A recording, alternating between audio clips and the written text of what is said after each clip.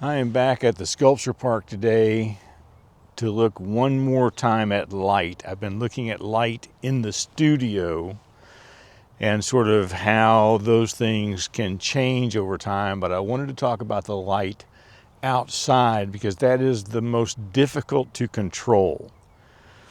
And so I'm going to walk around here, and right now I'm filming in the native iPhone camera app. I'm recording audio directly into this microphone because it doesn't sync with that camera app on the phone. So it requires a second step when I'm out like this, and that is to sync the audio up to the video in DaVinci Resolve. That gets really tiresome at times. So we'll talk a little bit about that as well.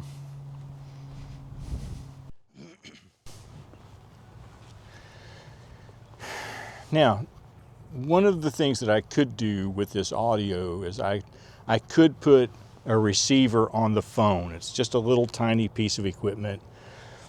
And it would record directly into the video if I did that. But that's another piece of equipment that I got to worry about.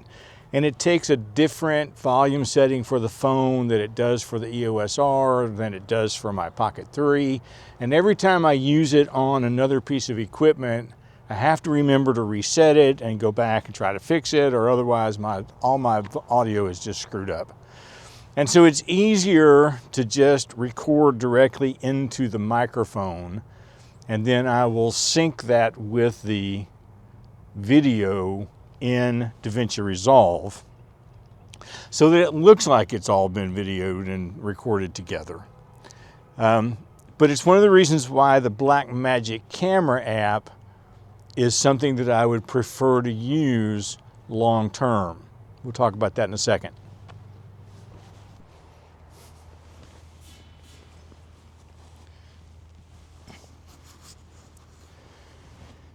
So the audio would be easier to record in the Blackmagic camera app because this microphone is Bluetooth and it does connect to my phone. The problem is that the native camera app on the phone doesn't recognize it. Maybe eventually Apple will fix that problem. But in the Blackmagic camera app, it does recognize it. So then I've got both the audio and the video all in one clip. And it makes it a whole lot easier to edit moving down the road. There is a real problem, however, with the Blackmagic camera app, that, especially working outdoors like this, creates its own unique set of difficulties.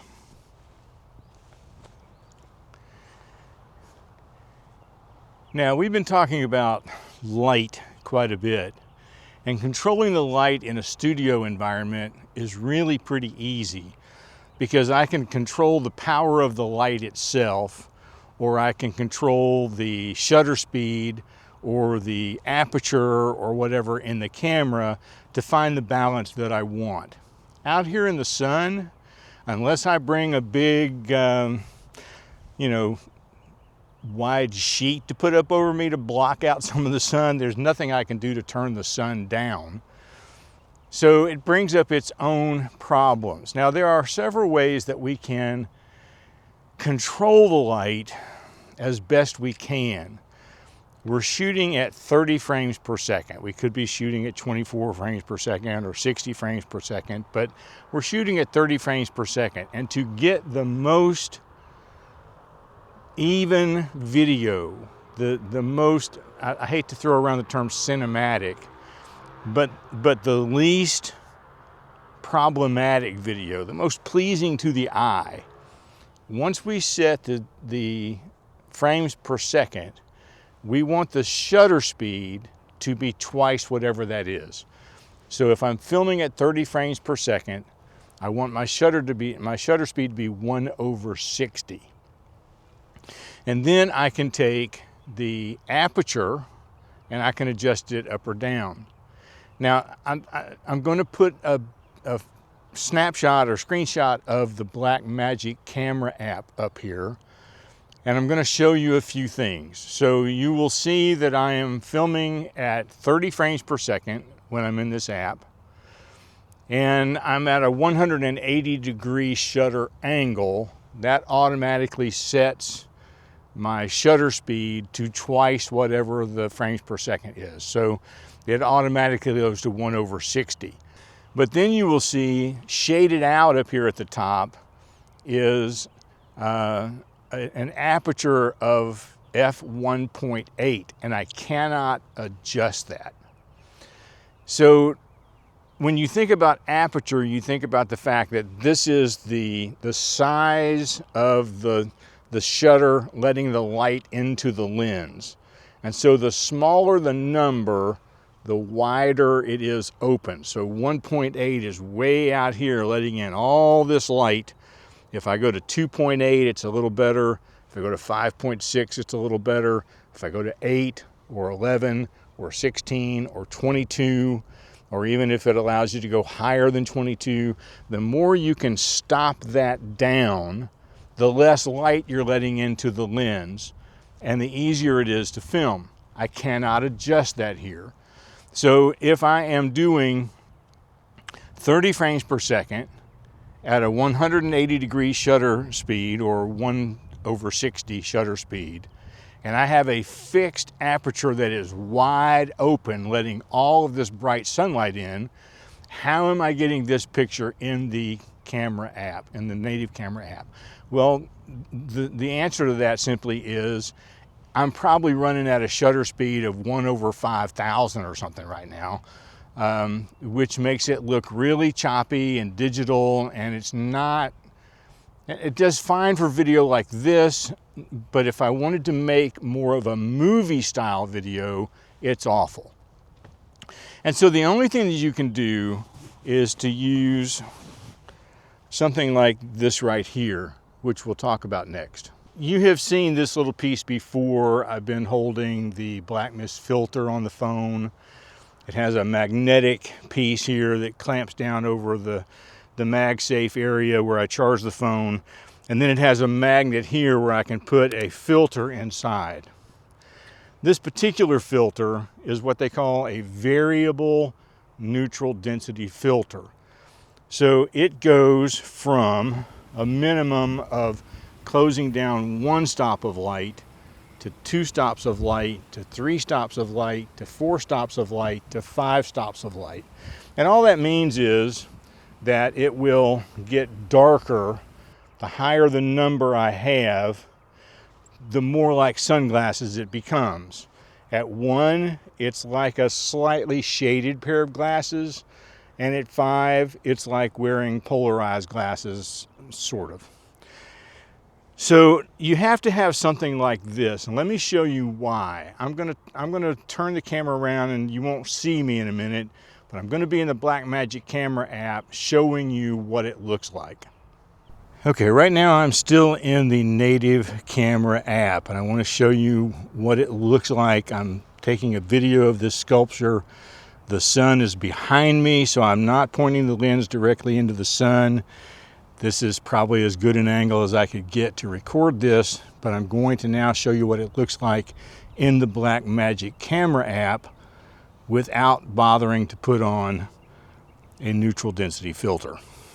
Okay, so this is what I get with just the camera settings, because the app itself is not making any adjustments for the light automatically. I want that shutter speed to stay at 1/60, and I want the frames per second to stay at 30. So I'm going to bump the camera around a little bit here, but if I move this to 2, you'll see it's starting to cut down the light just a little bit. And then if I move it to 3, it cuts the light down a little bit more. And if I cut it to 4, I'm not looking too bad at 4. And if I cut it to 5, this is the light that I get. So now I'm back in the native camera app, because that's what I've been filming in all day. But you can see that if I want to move to the Blackmagic camera app and film outside during the daytime, I have a real problem, and I can't do it without the variable density neutral, or without the variable neutral density filter. 2 to 5 works fine. This is a really bright day. It's working fine. They make a 6 to 10 that I don't think that I will need. But for me, I'm using this one from Ulanzi where I've got it a magnetized hold on the phone, but they make others.